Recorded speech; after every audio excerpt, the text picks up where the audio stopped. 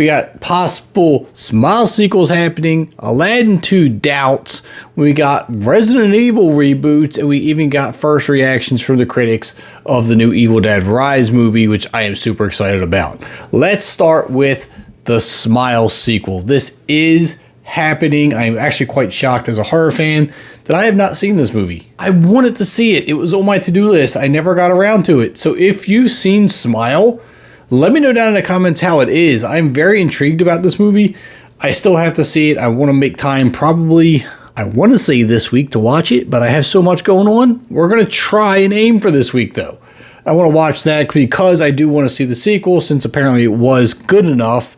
I want to know what your thoughts are. It says that the Smile sequel is in the works as Parker Finn signs a new deal with Paramount. He has signed a multi-year first look deal with the studio, and it appears that he is in very early developments of the Smile sequel. So, again, if you've seen it, let me know what your thoughts are of it down in the comments below. Was it worthy of a sequel? I'm going to watch it here hopefully soon and give you my thoughts on that one. Now, let's move on to Aladdin 2. Aladdin, the live action film. I'm not a huge fan of Disney live action movies. It doesn't matter what it is. There's been very few that have really kind of caught my attention. And I say, you know what? That was a pretty good film. Aladdin did not do it for me. When you do a live action film of an animated classic, it never pans out because you can't get that over exaggerated look that you get in an animated series and put it into live action and expect the same reaction. Let's take Genie, for instance. I mean, I'm not saying Will Smith did a bad job as Genie, but you can't portray that big, bubbly, floaty character in live action the same way you could in animation, and I don't think this movie really went over that well. And now even Mena Massaud, who played Aladdin in the live action movie, is having his doubts that a second is going to happen. Now, someone on Twitter did ask, we still getting Aladdin 2, ? And he actually responded with, very unlikely at this point.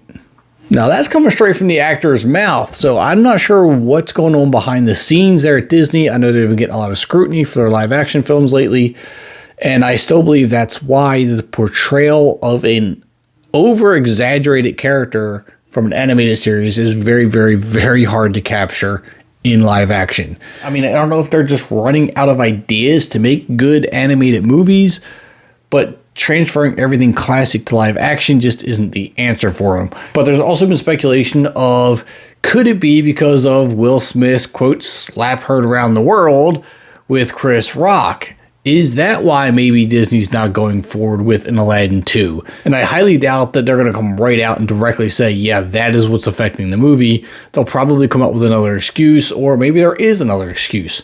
We don't know. But as of right now, without confirmation, according to Mena Massaud, the guy who played Aladdin, it doesn't look like we're going to be getting an Aladdin 2 anytime soon. Now, moving on to some more horror news. Reading this off of Bloody Disgusting, it says, officially announced last year, which I didn't hear about, by the way, Silent Hill movie director Christoph Gans is returning to the franchise with Return to Silent Hill, a brand new film adaptation of Silent Hill 2. Now, Deadline reports that Jeremy Irvin and Hannah Emily Anderson will lead the cast of the upcoming movie, with filming set to kick off next month. Now, when it comes to the Silent Hill movies, I'm a complete nerd about it. I like them. I thought the movie adapted the video game to the big screen really well. I know there were things to nitpick about it, but if you just kind of put those little things aside, it was a really fun movie to sit through, especially if you're a video game nerd for that kind of stuff. Now, if you continue reading the article, it says, the film will follow James, a man broken after being separated from his one true love. When the mysterious letter calls him back to Silent Hill in search of her, he finds a once recognizable town transformed by an unknown evil. As James descends deeper into the darkness, he encounters terrifying figures, both familiar and new, and begins to question his own sanity as he struggles to make sense of reality and hold on long enough to save his lost love.